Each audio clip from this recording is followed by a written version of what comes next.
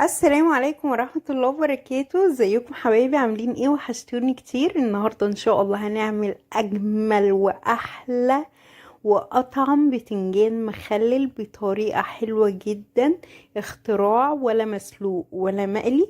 تابعوا الخطوات معايا للنهاية وان شاء الله الفيديو هيعجبكم جدا. هنجيب البتنجان بتاعنا يا بنات، اي حجم متوفر عندك، اي لون، ابيض اسمر، بيشتغل بالاتنين. هنشيل الجزء الاخضر اللي فوق وهنغسله كويس جدا، وبعد كده هنشقه كده بالسكينة، نعمل فيه شق صغير كده زي ما انتوا شايفين في الفيديو. هتجيبي بقى يا قمر اي صينية عندك، تاخد الكمية اللي معاكي. الكمية ديت كانت كيلو وربع.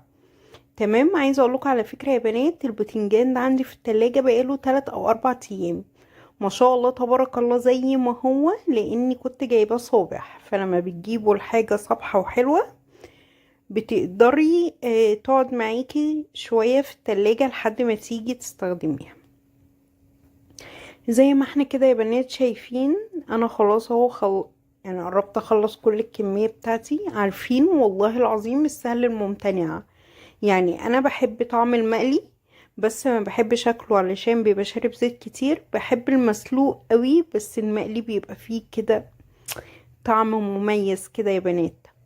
فالنهاردة بجد كل اللي هيشوفه مش هيعرف خالص اذا كان ده مسلوق ولا مقلي. والطعم بقى كفاية. يعني بصوا حاجة كده خيال. ما شاء الله تبارك الله عجبهم كلهم عندي، صغيرين وكبار. فالحمد لله رب العالمين. خلاص كده يا بنات، هنعمل ايه بقى؟ اتمنى منك يا قمر الاول لو تتفرجي عليا وانت مش مشتركه في القناه، ما تنسينيش باشتراكك فضلا وليس امرا. فعلي زر الجرس للكل عشان يوصلك كل جديد، وحطي لي لايك علشان يرفع الفيديو معايا، واكتبي لي كومنت وقولي لي رايك ايه في الوصفه. بصوا يا بنات، هننزل بكميه الميه بتاعتنا. تمام. انت بقى عينك مقدار، يعني انا خدت مني كوبايه ونص. تمام. هنزل بمعلقة زيت واحدة. عارفين يعني ايه معلقة زيت واحدة؟ بس كده. هناخدها نحطها على النار تغلي الغلوة بتاعتها. هنزل بمعلقة خل دلوقتي، وكل دوت مع بعض على البوتاجاز. هيغلوا مع بعض، وبعد كده هيبقى بالشكل اللي انتوا شايفينه دوت.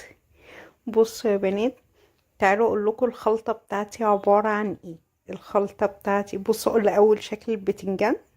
والله العظيم ولا هو مسلوق ولا هو مقلي، هو حاجة كده اطعم من الاتنين بكتير جدا.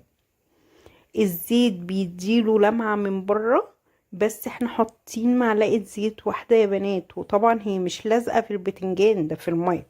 تعالوا بس علشان الكلام ما ياخدناش اقول لكم مقادير الخلطة بتاعتي. بصي يا بنات، هي عبارة عن توم مفروم متفرز، وفلفل اخضر بارد، انتي عايزة تحطي حامي حطي، وبهاراتك بقى: ملح، كمون، سنة فلفل اسود، شطة، بابريكا، وليمونتين كبار كده محترمين. قلبي كل الكلام ده كله واحشي البتنجان بتاعتك يا سلام بقى لو تعملي الحركة دي قبل الاكل بساعة على الاقل.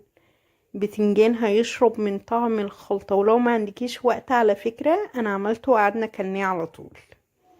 يعني انا عايزة اقول لكم انا كنت بحشيه اصلا وهو لسه سخن في ايدي، بس سيبته بس يعني 10 دقايق كده عشان اقدر امسكه. تمام.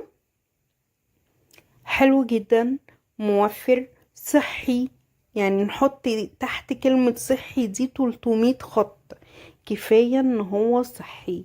بجد والله العظيم سهل الممتنع، حلو جدا ما شاء الله تبارك الله.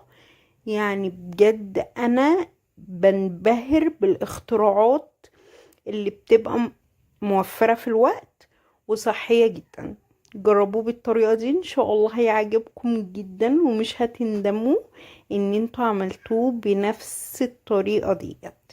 هنحشي بقى كل الكمية بتاعتنا. والخلطة اللي بتفيد مني انا بحب احطها كده على الوش، ما برميهاش، ما بعملش اي حاجة.